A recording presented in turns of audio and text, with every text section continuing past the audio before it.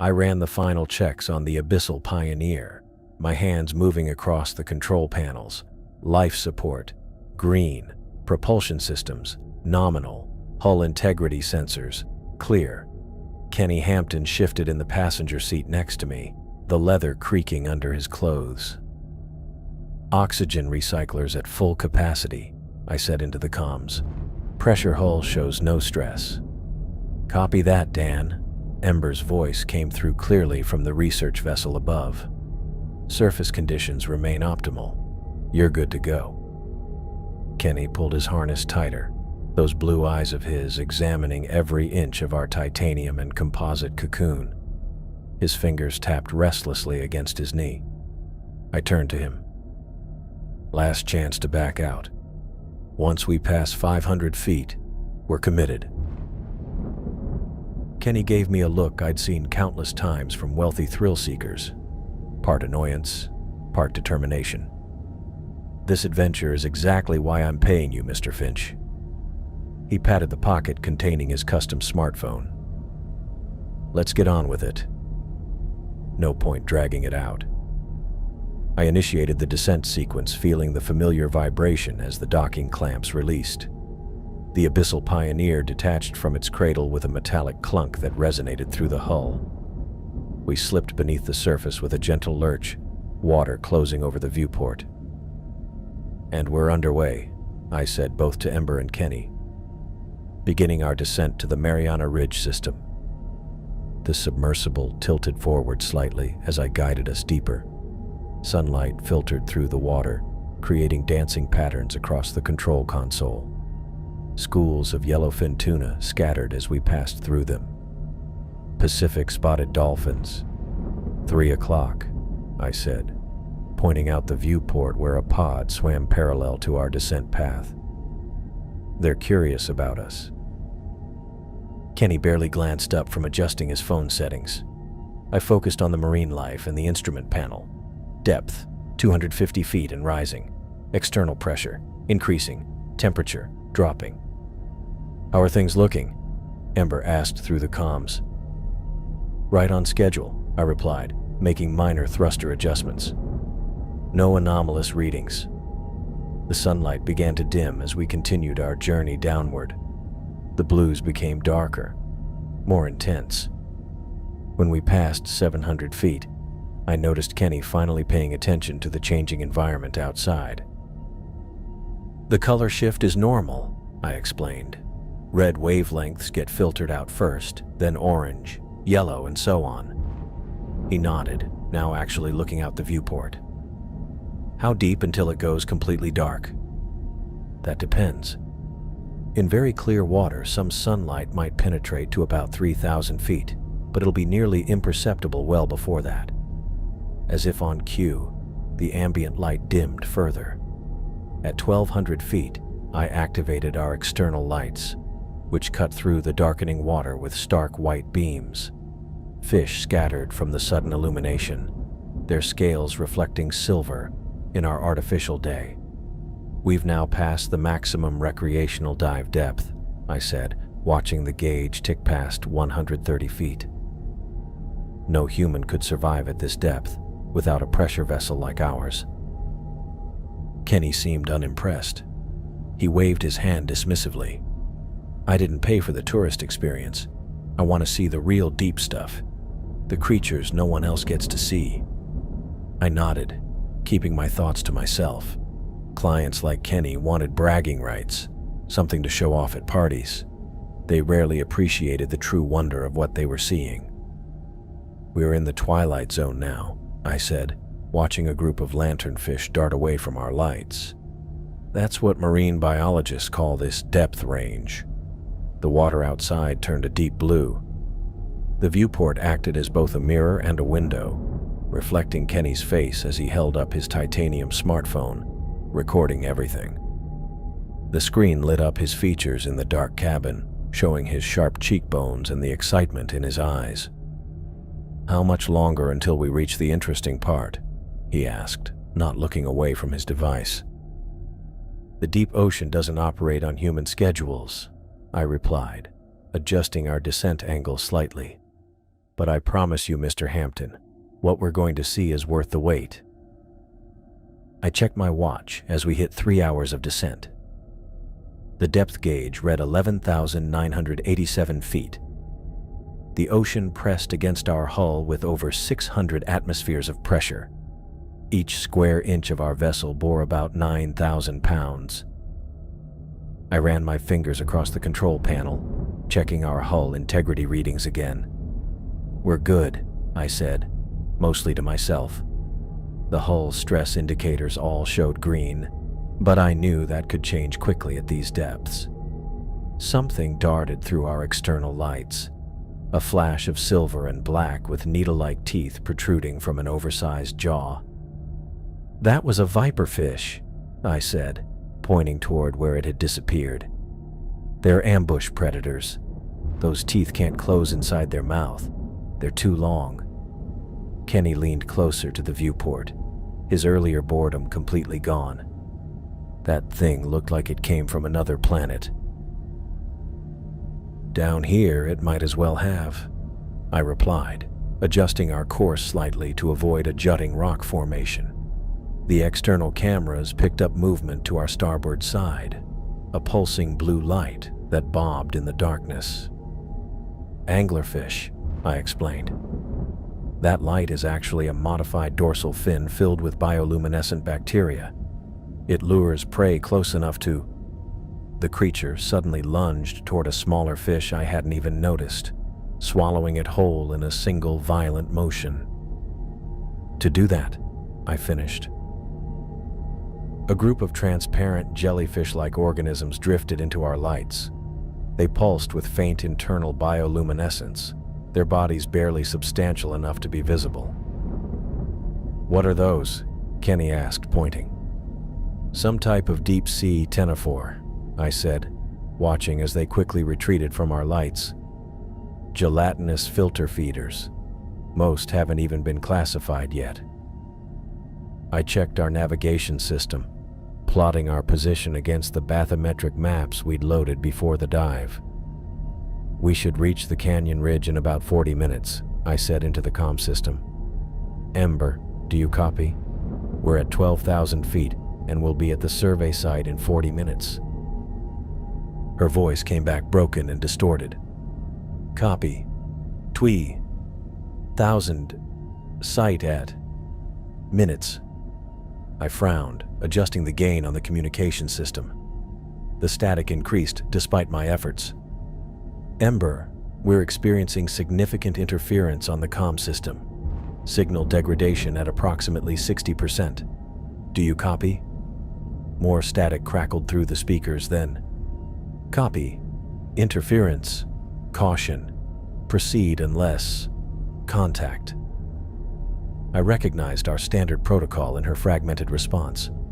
We were to continue the mission unless we lost contact completely. Still, the deteriorating communications concerned me. "Ember, if you can hear me clearly, we'll proceed to the ridge but maintain heightened system vigilance. I'll attempt comms again in 10 minutes. Santos out." I focused on our descent path, guiding us between underwater formations. Navigation at these depths required concentration. Any mistake could be fatal. The trench wall's jagged edges demanded precise maneuvering that the autopilot couldn't handle. Kenny had gone completely silent, his face pressed close to the viewport. His eyes were wide, taking in every bizarre creature and alien landscape that appeared in our lights. His expensive smartphone remained untouched in his lap. He'd apparently forgotten about recording in favor of direct observation. I glanced at the external temperature gauge, 35 degrees Fahrenheit and still dropping. The cold would seep through even our advanced hull materials eventually. I made a small adjustment to the environmental system, increasing the cabin temperature by 2 degrees to compensate. "It's getting colder," Kenny murmured, not taking his eyes from the viewport. "It gets colder as we go deeper," I said, my hands steady on the controls as I navigated around a rocky outcropping. "Near the bottom of the trench, it'll be just above freezing. Our systems will keep us warm inside, But outside, it's dangerous. A school of small, luminescent fish scattered as we passed through them, creating a brief galaxy of blue-green light that swirled around us before vanishing back into darkness. At 12,000 feet down, we were surrounded by technology but completely at the mercy of the ocean. One small failure, one crack, and the water would rush in. The pressure gauge ticked up as we descended. 612 atmospheres now. I scanned for any unusual readings. Everything was steady, but I felt our fragility. The hull creaked occasionally, normal flexing under pressure, but each sound reminded me of our vulnerability. "This is incredible," Kenny whispered. His face looked different in the dim cabin lighting and the occasional flashes from outside. Humbled, maybe for the first time since I'd met him. I nodded, understanding his reaction. Most people never get to see this. We're deeper than the wreck of the Titanic right now. Fewer people have been to these depths than have walked on the moon. As we moved down the underwater cliff, I saw life clinging to the rocks, tube worms, crabs, and colonies of unknown organisms. This ecosystem thrived in isolation from the surface, relying on chemicals instead of sunlight. I tried the comm system again. "Ember, this is Santos. Communications check over." The static was worse now, her reply barely intelligible through the electronic noise. "Read you. Stand by. Position." I made another slight course correction, guiding us toward the canyon ridge that marked our primary research site. The submersible responded smoothly despite the crushing pressures, a testament to its engineering. "We're losing contact with the surface," I told Kenny. "It's not uncommon at these depths. The water density and geological formations interfere with acoustic signals." He nodded, finally looking away from the viewport. "What happens if we lose contact completely?" "We continue the mission until the scheduled return time, or until circumstances dictate an early ascent," I replied, the protocol automatic after years of deep dives. "Ember knows our planned route and timeline. If we don't return on schedule, they'll initiate emergency procedures." I didn't mention that any rescue at these depths would be extremely difficult. Kenny didn't need that information right now. The darkness beyond our lights swallowed our illumination within feet of the submersible. Yet I knew that void was full of life, ancient and alien. Creatures with transparent bodies and glowing lures, adapted to pressure that would crush surface dwellers. I adjusted the environmental controls as the temperature dropped. The cabin was comfortable, but I knew the harsh conditions were just outside, separated from us by a hull built to withstand pressures that would crush regular submarines. I kept returning to the depths because of the mix of wonder and danger. The feeling never faded, no matter how many dives I made. Down here, human achievements felt both impressive and small against the weight of the ocean. Something unusual appeared on the sonar, a large mass moving at the edge of the detection range. I leaned closer to the display, adjusting the gain to get a clearer reading. "We have something on sonar," I told Kenny, who was still taking video of the bizarre deep-sea landscape outside our viewport. "Could be a school of fish gathering, or maybe just a geological anomaly. Hard to get a clean read at this distance." Kenny lowered his phone and scooted forward in his seat. "What kind of fish live this deep? At this depth? Not many species can handle the pressure and cold." I kept my eyes on the sonar, tracking the mass as it moved with surprising speed for its size.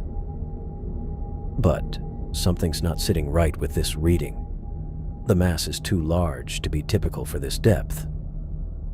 "What's the biggest thing we could run into down here?" Kenny asked, a note of concern creeping into his voice for the first time since we'd started our descent.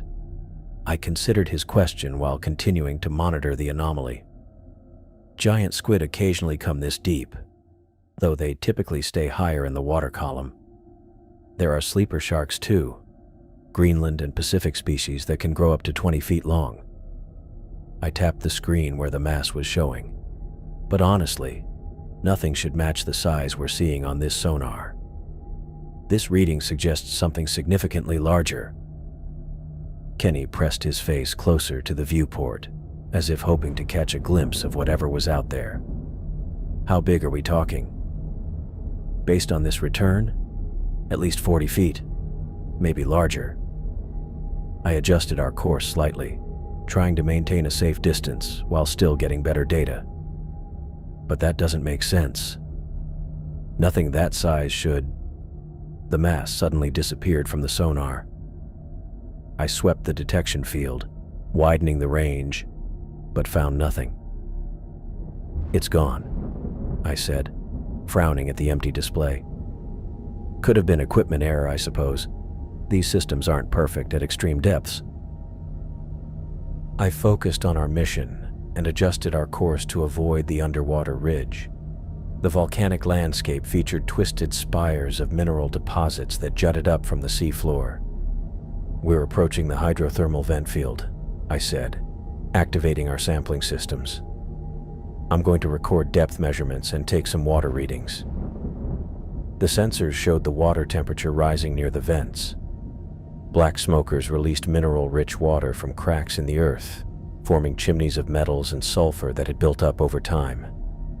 What fascinated me were the extremophile ecosystems that thrived here. Life existed in one of the most hostile environments on Earth, cut off from sunlight and relying on chemosynthesis instead of photosynthesis. "See those white patches around the vents?" I pointed out to Kenny. "Those are bacterial mats, microorganisms that convert chemicals from the vents into energy. Then you have these tube worms with no mouths or digestive systems. They rely entirely on bacteria living inside them to convert hydrogen sulfide into food." Kenny seemed genuinely interested now, recording the alien landscape with his phone. "These creatures can survive under high pressure, cold temperatures, and toxic chemicals that would kill surface life." I guided us closer to a vent. "Some scientists think these conditions might be similar to those on other worlds like Europa or Enceladus." I prepared the external manipulator arm to take samples of the mineral-rich water near one of the larger black smokers. "I'm going to collect some water and sediment samples. These bacterial communities..." The submersible lurched violently to port, throwing both of us hard against our harnesses. My head slammed into the side panel, and warning lights flashed across the control console. "What the hell was that?" Kenny gasped, grabbing the armrests of his seat. I quickly scanned the damage indicators, heart pounding as I assessed our situation. "Hull integrity at 92%. We took some kind of impact. Something hit us?" Kenny looked around wildly, eyes wide. "Or we hit something." I activated the external cameras, cycling through different angles to try to identify what had caused the collision. The lights illuminated nothing but empty water and distant rock formations. "I don't see anything unusual," I said, continuing to scan. "No obvious threats, no large marine life, nothing that could have caused that kind of impact." I reached for the communication system, needing to report the incident to the surface. "Ember, this is Abyssal Pioneer. We've experienced an impact at depth. Hull integrity at 92%. Please advise on protocol. Over." The speaker crackled with static. I adjusted the frequency and tried again. "Ember, do you copy? This is Abyssal Pioneer reporting an impact event. Please respond." More static filled the cabin. No words, no acknowledgement, just the harsh sound of interference and dead air. I was halfway through running a diagnostic on our hull integrity systems when another impact slammed into us. Harder than the first, with a precise, targeted feel that sent a chill through me. This wasn't random. This was deliberate. What the hell was that? Kenny gripped his armrests, knuckles white. I didn't answer immediately. My eyes were fixed on something sliding across our upper hull, visible through the viewport for just a few seconds. Ancient, scarred, grayish-white skin stretched over a massive form, covered with what looked like barnacles and parasitic hitchhikers clinging to its weathered surface. "It can't be possible," I whispered, my mouth suddenly dry. Kenny leaned forward in his seat. "What? What did you just see?" Before I could answer, the communication panel erupted in a shower of sparks. Smoke curled from the console as the system died completely, the small monitoring screen going black. "Damn it!" I slapped the emergency ventilation switch to clear the acrid smell. "We've lost the comm system. The impact, it hit exactly where our external antenna array is mounted." Kenny's eyes widened. "That's specific. It wasn't an accident." I took a deep breath, trying to steady my voice. "Based on what I just saw out there, we're being hunted by a Carcharicles megalodon." Kenny stared at me blankly for a moment before letting out a short, nervous laugh. "Oh, what? Those things are extinct. Have been for millions of years." "I know what I saw." I pulled up the thruster controls, trying to increase our distance from whatever was out there. "You're saying a prehistoric shark that's supposed to be extinct for—" The submersible lurched violently as something massive struck us from the port side. The impact was so powerful it sent us into a spin, throwing us against our harnesses. Warning lights flashed across the console as the power fluctuated, the lights dimming before emergency systems kicked in. I fought with the controls, trying to stabilize our position. Nothing happened when I engaged the port thrusters. The diagnostic display confirmed what I already feared. The port thruster was completely unresponsive. No. I tried the emergency restart procedure, but the system remained dead. "The port thruster is gone. It's been damaged. Intentionally." "What do you mean, intentionally?" Kenny's voice had lost all its earlier confidence. I looked up from the controls, meeting his eyes. "It's hunting us, testing our defenses. The first hit was exploratory. The second took out communications. Now it's disabled our mobility." My hands moved across the controls, rerouting power to maintain what little stability we had left. "These aren't random attacks. They're calculated." The viewport revealed nothing but dark water now, the external lights cutting through only a few feet of murky blackness. Whatever was out there had withdrawn, planning its next move. "You're telling me a prehistoric shark is strategically attacking us?" Kenny's voice trembled slightly. I adjusted our remaining functional thruster, trying to maintain our position while scanning the darkness beyond the glass. I've studied predatory behavior my entire career. What's happening right now isn't just aggression. It's methodical. It's testing us, finding our weaknesses one by one. Another shadow passed just at the edge of our light field, massive, deliberate, patient. My mind struggled to process what we were facing. Everything I knew about marine biology, about evolution and extinction, about what was possible in these depths. None of it prepared me for this moment. We were being stalked by a creature that shouldn't exist, an apex predator that had perfected its hunting techniques over millions of years in the most hostile environment on the planet. I fought with the controls, trying to maintain stability as warning lights continued to flash across the dashboard. For 40 minutes, the creature had been circling us, the damaged vessel responding sluggishly to my commands. Every adjustment I made felt futile, like trying to steer a car with flat tires on ice. "Can you get us moving upward?" Kenny asked, his voice tight with controlled panic. "I'm trying," I said, diverting power to the functional thrusters. "But we're working with less than half our normal capabilities." A massive shadow passed overhead. momentarily blocking the light from our external lamps. The sight of it still seemed impossible.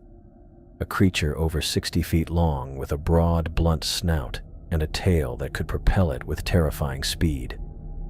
Each time it circled back into view, I could see the rows of serrated teeth when its mouth opened, each one bigger than my hand. "There it is again," I said, pointing through the viewport. Kenny pressed himself against the reinforced glass, his breathing quickening. "Jesus. Look at the size of that thing." What struck me most weren't its dimensions, but its eyes. Black, ancient orbs that reflected our lights with unsettling awareness. This wasn't the mindless hunger of a normal predator. Each time it turned to face us, I felt evaluated, measured. The submersible shuddered as the creature brushed against our hull, sending us drifting sideways. "It's pushing us," I said, working the remaining thrusters to counter our movement. "It keeps nudging us toward that canyon edge." Kenny gripped his seat. "Can't you stop it?" "With what?"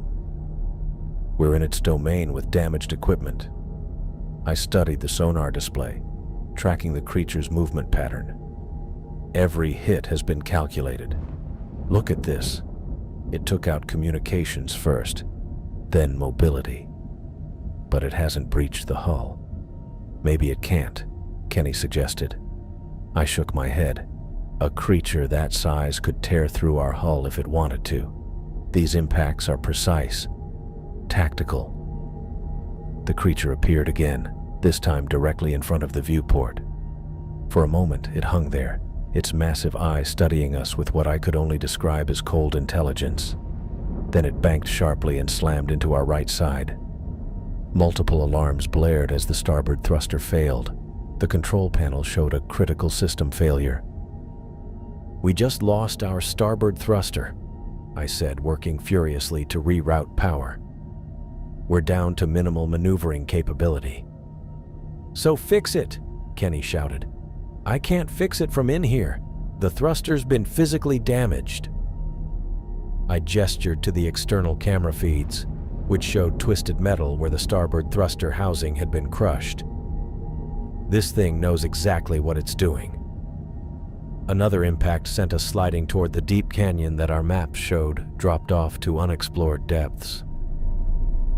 "Kenny, we're being herded," I said, my voice steady despite the fear crawling up my spine.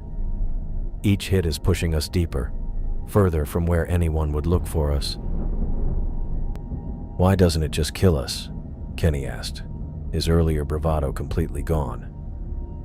"If it's so powerful, why toy with us?" I watched the creature circle wide before coming around for another pass. This isn't simple predation. We're in its territory. This is territorial defense, establishing dominance. It's not trying to eat us. It's removing a threat. "We're not a threat," Kenny protested. "We're an intrusion, something foreign, something that doesn't belong." I fought with the controls as the creature circled back. "And it's making sure we know it." The megalodon slammed into us again, more forcefully than before. The impact threw us against our harnesses as the submersible tilted nose down and began to descend. "We're going over the edge," I said, trying to level our descent with the remaining functional thrusters. The control panel showed our depth increasing rapidly. 13,000 feet, 13,500, 14,000 feet. "We're well beyond our planned parameters now," I said, tapping the depth gauge. "We weren't supposed to go below 12,000 feet on this expedition." Kenny leaned forward, eyes wide. "Can we get back up?" I checked the life support systems, feeling my stomach tighten at the readings. "We have approximately 5 hours of air remaining, with one thruster partially working." I let the sentence hang. We were sinking deeper into an unexplored canyon, hunted by a creature that shouldn't exist, with failing systems and limited air. I kept my eyes fixed on the external cameras, watching for the next attack, knowing that each one was methodically, deliberately guiding us exactly where the ancient predator wanted us to go. I flinched as the megalodon materialized directly in front of the viewport, its prehistoric eye examining us with cold, predatory calculation. The eye alone was nearly the size of a dinner plate, black and lifeless, yet somehow radiating ancient intelligence. I could see my own reflection in that obsidian mirror, small, fragile, and trapped. "Do something!" Kenny shouted, his voice cracking with panic. "For God's sake, do anything!" My mind raced through our limited options. The submersible wasn't designed for defense. It was a research vessel, built for observation and sample collection. We were essentially a pressurized tin can at these depths, with no real weapons to speak of. "I'm thinking," I muttered, scanning the control panel. The emergency flares crossed my mind first. We had 4 high-intensity magnesium flares in the external deployment tubes, but what good would they do against 60 tons of prehistoric apex predator? The brightness might disorient it momentarily, but more likely it would just make the creature angry. The manipulator arms were next on my mental checklist. 2 hydraulic appendages designed for delicate sample collection, with all the combat effectiveness of a pair of chopsticks against a freight train. The arms would snap like twigs if I tried to use them defensively. The massive shape outside shifted, circling slightly to change its angle of approach. I could see more of its body now, the rows of serrated teeth visible even with its mouth partially closed, the rough pale underbelly contrasting with its darker dorsal surface. "We need to think bigger," I said, more to myself than to Kenny. Then it hit me. The power core. Our submersible ran on a compact nuclear battery, essentially a miniaturized reactor that generated both electricity and heat. It was housed in a reinforced compartment on the vessel's underside, designed to be ejectable in case of catastrophic system failure. I turned to Kenny, who was pressed back in his seat, eyes wide with terror. "I have an idea, but it's risky as hell. I'm going to eject the power core." "What?" Kenny tore his gaze from the creature to look at me. "Won't that leave us without power?" "We have emergency backup batteries, but they won't last long. Maybe 4 or 5 hours at minimal function. No propulsion, minimal life support, barely any heat." I pulled up the ejection protocols on the control screen. "But if this works, it might save us from becoming this thing's lunch. And if it doesn't, then we're stuck in a dead submersible with no way to call for help, slowly freezing to death while we wait for our air to run out." I met his eyes directly. "Unless the megalodon finishes us first." Kenny swallowed hard, then nodded. "Do it." The creature circled back into view, positioning itself for what I recognized as an attack posture. This wasn't random. It had methodically disabled our communications, then our propulsion. Now it was going for the kill, a direct assault on the viewport, the most vulnerable part of our vessel. I bypassed 3 separate safety protocols, confirming emergency overrides as the system warned me of the consequences of my actions. The final authorization required a physical key turn and button press combination. "Brace yourself," I shouted, twisting the key and slamming my palm onto the red button. The submersible shuddered violently as locking mechanisms disengaged.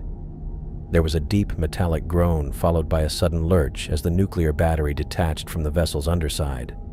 Through the downward camera feed, I caught a glimpse of the cylindrical power core tumbling into the darkness below us, spinning slowly as it descended into the abyss. The emergency lights kicked in immediately, dim red bulbs casting an eerie glow throughout the cabin as primary power cut out. The temperature dropped almost instantly.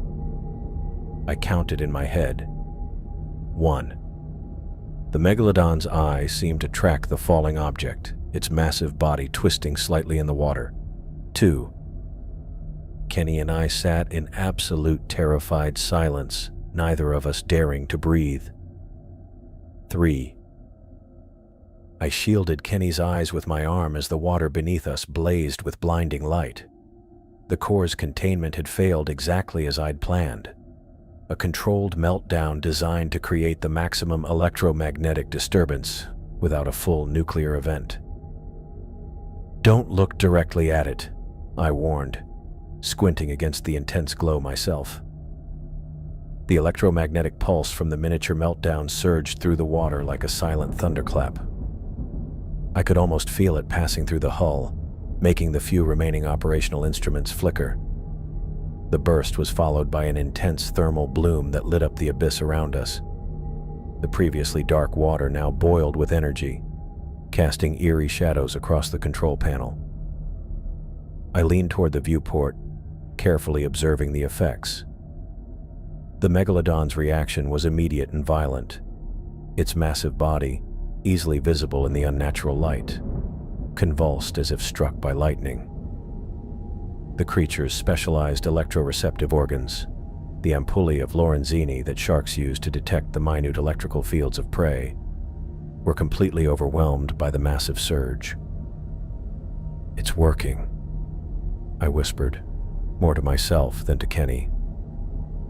The ancient predator thrashed in apparent agony, its entire body contorting in ways that seemed impossible for something so large. Its sophisticated hunting senses, evolved over millions of years to make it the perfect predator, were now its greatest weakness.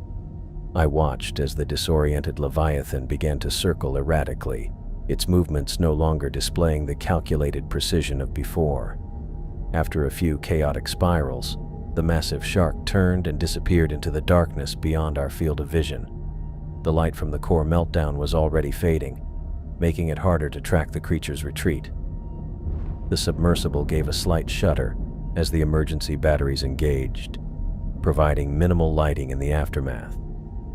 The soft red glow of the backup systems cast an ominous pall over the interior.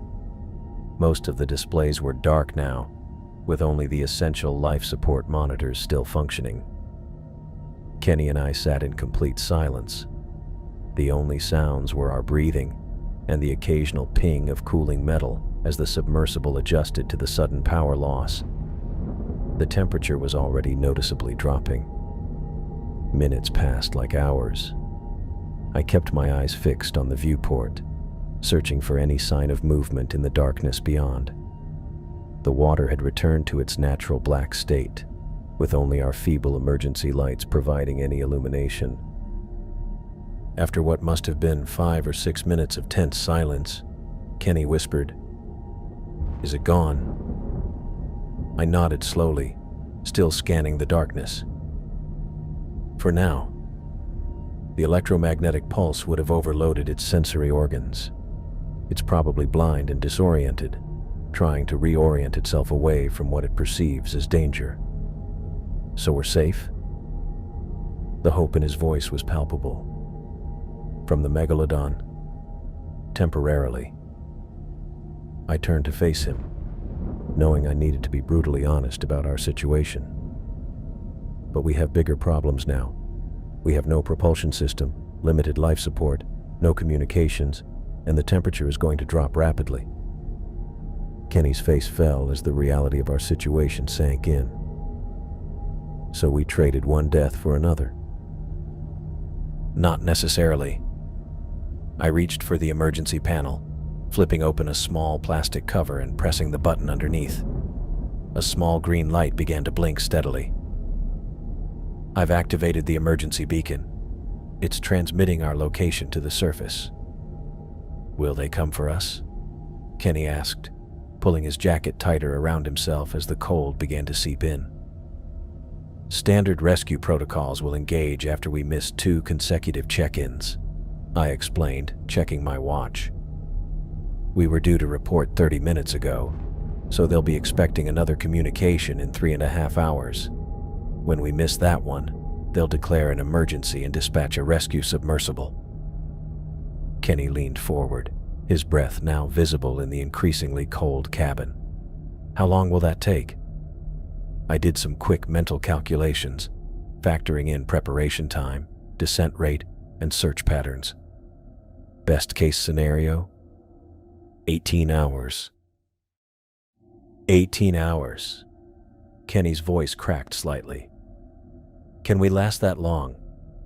I glanced at the life support readouts, now showing minimal functionality. The oxygen recyclers were operating at reduced capacity, and the heating system was running on emergency power only. We're going to find out, I said, meeting his eyes directly. It's going to get very cold in here, and the air will get thinner. But if we stay calm and conserve our energy, we have a fighting chance. Kenny nodded slowly, seemingly resigned to our new reality. In the dim red emergency lighting, his face looked gaunt and older than it had just hours before. I turned back to the viewport, staring into the impenetrable darkness of the deep ocean. Somewhere out there, the megalodon was recovering from the assault on its senses. And here we were, trapped in a powerless metal tube, hoping help would arrive before our air ran out, or the cold claimed us. The cold was already creeping into my fingers and toes. I flexed them to keep the blood flowing, knowing this was just the beginning of what would be a long, difficult wait. I monitored the temperature gauge as the digital readout dropped another degree, 37 Fahrenheit inside the cabin. Not immediately lethal, but with each passing hour, the cold was becoming a serious problem. I pulled the metallic emergency thermal blanket tighter around my shoulders. The silver material crinkled loudly in the quiet submersible. How much colder is it going to get? Kenny asked, his voice thin. He had his own blanket wrapped around him like a cocoon, but his lips had taken on a bluish tint. It'll level out around 33, 34 degrees, I said. The water outside is actually warmer than in here now. These hulls are designed to keep heat in, not out. I reached over to the auxiliary power distribution panel and dialed back the oxygen recycler another notch. We needed to maintain just enough to keep breathing, but every system active meant less time our emergency batteries would last. The control panel's soft blue glow was almost the only light source apart from the dim emergency strips along the floor. I'd already shut down everything non-essential hours ago. Battery at 27%, I said, mostly to myself. The math wasn't good. At our current consumption rate, we'd lose all power in about 6 hours, still well short of our estimated rescue window. Kenny nodded, but said nothing. His earlier panic had given way to a quiet resignation that was almost worse. I turned back to the viewport and scanned the darkness beyond. No sign of movement. The external floodlights were set to minimum power, creating just a small bubble of visibility around us. Beyond that was the infinite blackness of the deep ocean. We'd been adrift for nearly 10 hours now. The emergency beacon continued to blink steadily, our only connection to the world above. I flexed my fingers, trying to restore circulation. They moved sluggishly, the cold making fine motor control increasingly difficult. You should try to sleep, I told Kenny. Your body will conserve energy that way. He shook his head. Can't sleep. Keep thinking about that thing out there. I understood. I hadn't closed my eyes either. What time is it? Kenny asked. I glanced at my watch. Just past hour 14. Do you think it's still out there? Kenny's question cut through the stillness. The megalodon. Do you think it's still nearby? I nodded grimly, my eyes never leaving the viewport. Yes. How can you be so sure? Because this isn't just a shark, I said, keeping my voice steady despite the cold that made my jaw want to tremble. This is a creature that's perfected hunting in the abyss. It survived millions of years in Earth's most hostile environment. It didn't get this far by giving up on prey. But the electromagnetic pulse disoriented it temporarily, I finished. Bought us some time, that's all. Kenny fell silent again. I heard him shift under his blanket. the metallic material crinkling with each movement. I reached for the environmental control panel and checked our oxygen levels. The reading made my stomach tighten, critically low. The cold was actually helping us in one way. Our slowed metabolism meant we were consuming less oxygen, but it wouldn't be enough. "How's our air?" Kenny asked, watching me. "We're good," I lied. No need for both of us to carry that knowledge. I couldn't feel my toes anymore, and my fingers moved like wooden sticks when I tried to adjust the thermal blanket. The numbness was creeping up from my extremities, a classic sign of hypothermia. I forced myself to focus on the viewport, searching for any movement in the surrounding blackness. Every few minutes I found my attention drifting, my eyelids growing heavy. The combination of cold and oxygen deprivation was taking its toll. I pinched the skin on my arm hard, using pain to jolt myself back to alertness. Falling asleep now would be dangerous, possibly fatal, for both of us. I did the mental calculations again. With our current oxygen consumption rate and the battery power remaining, we had maybe 5 hours left before the situation became critical. The rescue team would be cutting it close, assuming they found us at all. "You okay?" Kenny asked, noticing my vacant stare. "Fine," I said, straightening up. "Just running some numbers. And we're going to make it," I said with more confidence than I felt. Kenny nodded slowly, wanting to believe me. The light from the emergency strips cast harsh shadows across his face, making him look gaunt and much older than he had when we'd started this dive. I checked the external temperature gauge. The water outside was 2 degrees warmer than our cabin. In a cruel irony, we were freezing in our titanium box while surrounded by relatively warmer water. But opening the hatch would mean instant death from the pressure. We were trapped in our slowly freezing tomb. My thoughts grew fuzzy again. I blinked hard, trying to clear my vision. Oxygen deprivation affected the brain first. Confusion, poor judgment, drowsiness. I recognized the symptoms but couldn't fight them forever. We needed that rescue team. I pressed my face closer to the viewport, trying to penetrate the darkness beyond our small bubble of light. Was that movement in the distance, or just my oxygen-starved brain playing tricks?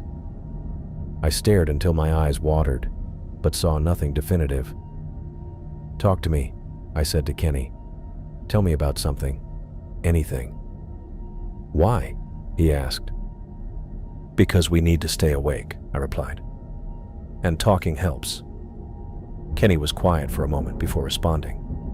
"I have 3 children," he said finally. "Did I tell you that?" "No," I replied, grateful for the conversation. "You didn't." 2 boys and a girl. Oldest is 17, getting ready for college. His voice grew stronger as he talked about his family. "I promised I'd be at his graduation next month." "You will be," I assured him. As Kenny continued talking, I divided my attention between his words and the viewport, never letting my guard down. The megalodon was still out there. I was certain of it, and if it returned before our rescue arrived, our only hope would be to see it coming. The oxygen display blinked a warning. I reached over and adjusted the system again, trying to stretch our remaining supply. The numbers stabilized, but the margin for error was gone now. We were balanced on a knife's edge. I tucked my hands under my armpits, seeking any warmth I could find. My breathing had become shallow, partly from the cold, partly from the declining oxygen levels. I fought against the growing drowsiness, forcing my eyes to stay open and fixed on the viewport. "How much longer?" Kenny asked. "Not long," I said vaguely, unwilling to give him the real numbers. "They'll find us."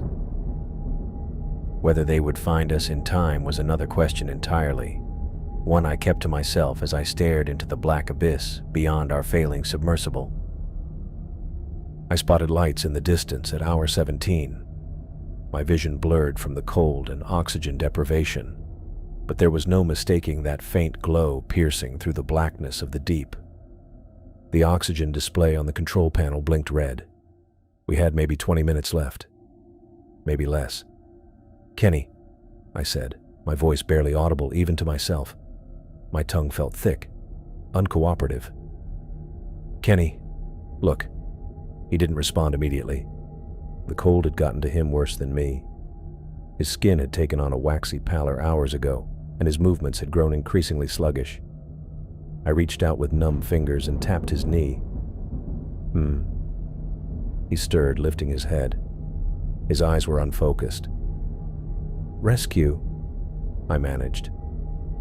I pointed toward the viewport. "Lights." The vessel was clear now. The Poseidon, a top deepwater rescue submersible in the Pacific Fleet. I recognized its shape, the forward lights piercing the dark. Relief hit me, but I didn't have the energy to show it. That's Dean Riley piloting," I said. Dean was one of the best rescue pilots in the business. We'd worked together on 3 previous expeditions. If anyone could get us out of this mess, it was him. "We're going to be okay." Kenny tried to sit up straighter, but the effort seemed too much. He slumped back against his seat, a weak smile touching his blue-tinged lips. "Thank God," he whispered. I tapped the communications panel out of habit, forgetting it had been fried hours ago. We had no way to contact the Poseidon directly. All we could do was wait as it maneuvered closer, its powerful lights now fully illuminating our crippled vessel. The Poseidon approached with precision, gradually growing larger in our viewport. I made out Dean's face through his own viewport as he brought his vessel alongside ours. His expression was etched with concern as he examined the condition of our submersible. I raised a weak hand in greeting, hoping he could see me.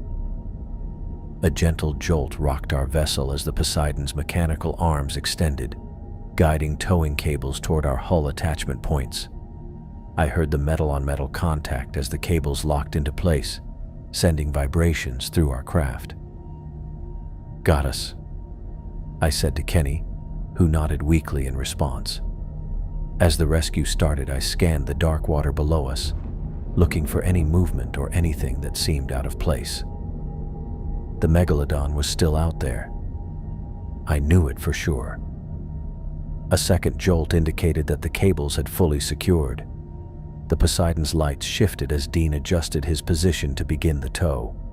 I kept my eyes fixed on the black void beneath us, half expecting to see those rows of teeth materialize again, to feel the massive impact of the creature against our hull one final time.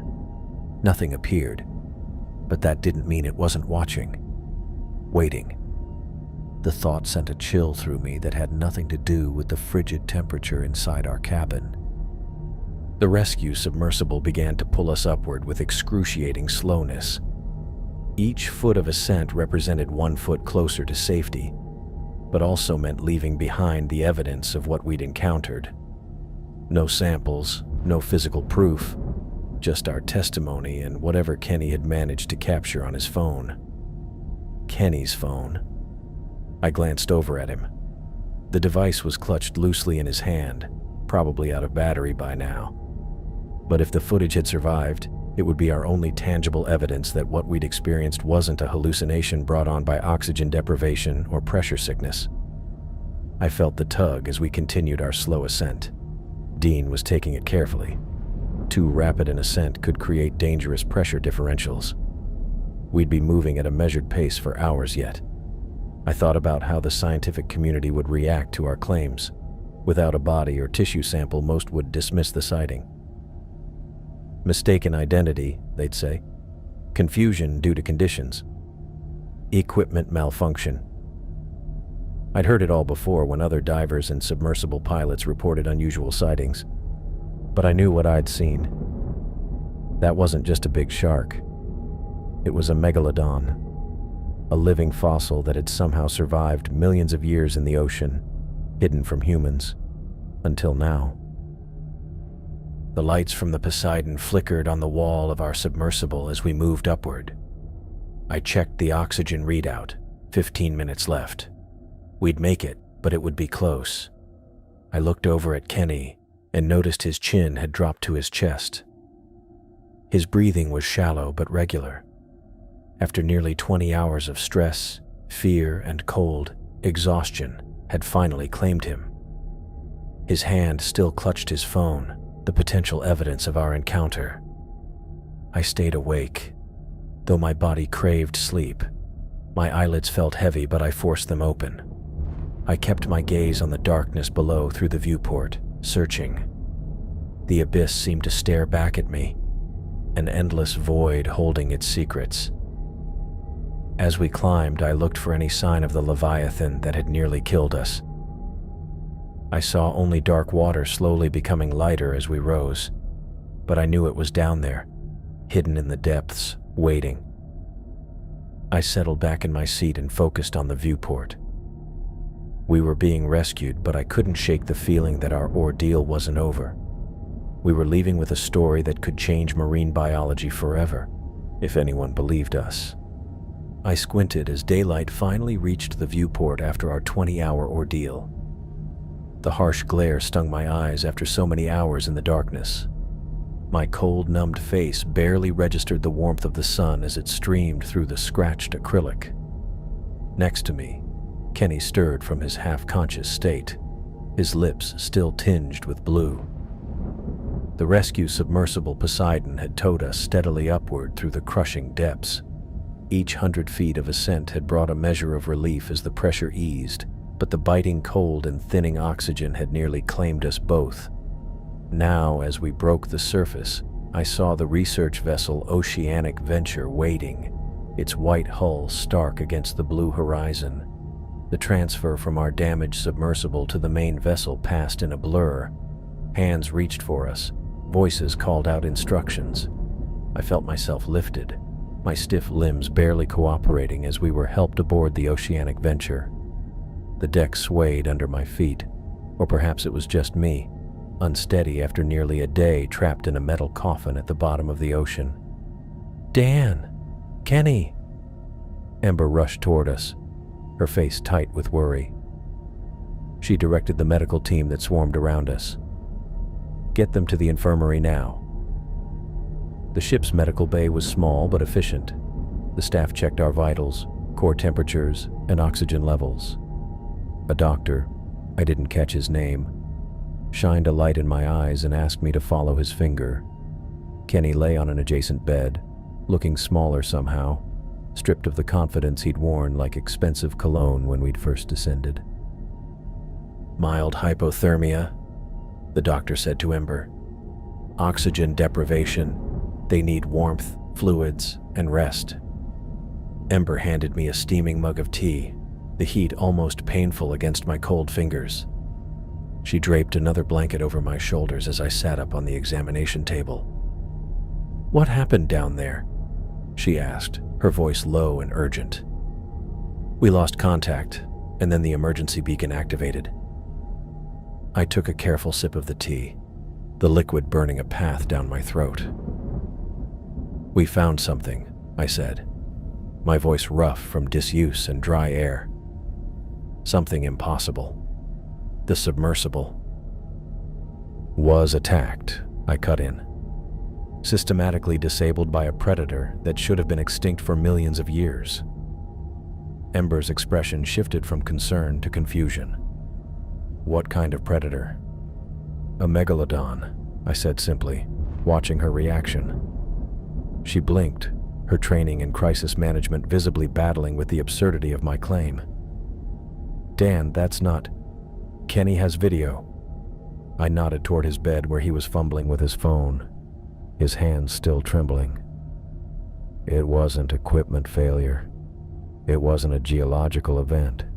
It was a 60-foot prehistoric shark that took out our communications, then our propulsion, then herded us into deeper water." The medical staff paused in their work, exchanges glances that ranged from curiosity to outright disbelief.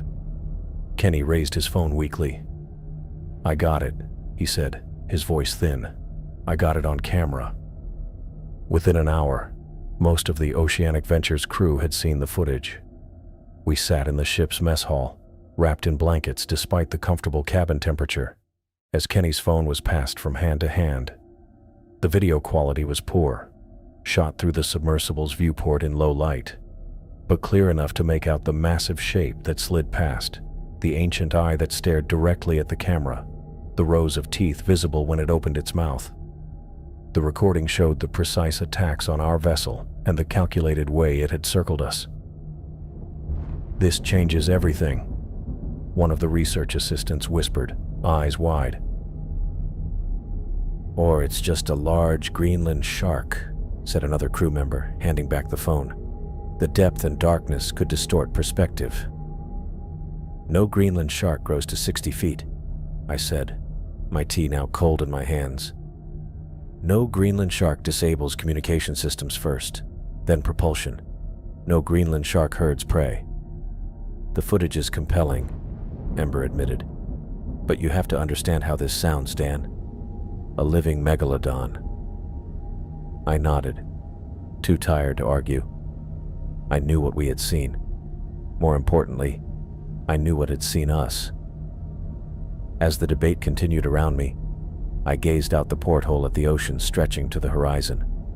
The surface was calm, the water a deep blue that hid everything beneath. But I knew with absolute certainty that the megalodon still lurked down there, waiting in the ancient darkness. I hadn't defeated the creature. It had simply allowed us to leave with a story most would never believe. The ship's engines hummed to life. The captain had set course for land, our expedition cut short by the near disaster. I excused myself from the ongoing discussion and made my way to the outer deck. My legs felt stronger now, the warmth returning to my body.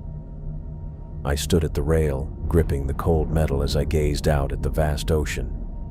The wind whipped my face, carrying the scent of salt and the endless mystery of the deep. 24 hours ago, I had been a respected marine biologist and expedition leader. Now I was about to become either the discoverer of the century or another crackpot claiming sea monsters were real. The ocean kept its secrets well. Humans had explored more of the moon's surface than the deepest parts of our own planet. What else lived down there, unknown to science, uncategorized, unnamed? I understood then that we had returned with more than just footage. We carried a warning about what still dwelled in the unexplored depths of Earth's final frontier. The megalodon wasn't just a discovery. It was a reminder of our ignorance, our arrogance in believing we knew what was possible. I decided then, with the taste of salt on my lips and the memory of those ancient eyes still fresh in my mind, to dedicate the rest of my career to proving the megalodon's existence. I was fully aware of how the scientific community would react, with skepticism, dismissal, even ridicule. My reputation would suffer. My funding might dry up. My peers would distance themselves. And yet I had no choice. I had seen it. I had survived its hunting grounds. The truth was down there, swimming in darkness, waiting to be revealed or remain hidden, as it had for millions of years. I had survived to tell the tale, but the real story was just beginning.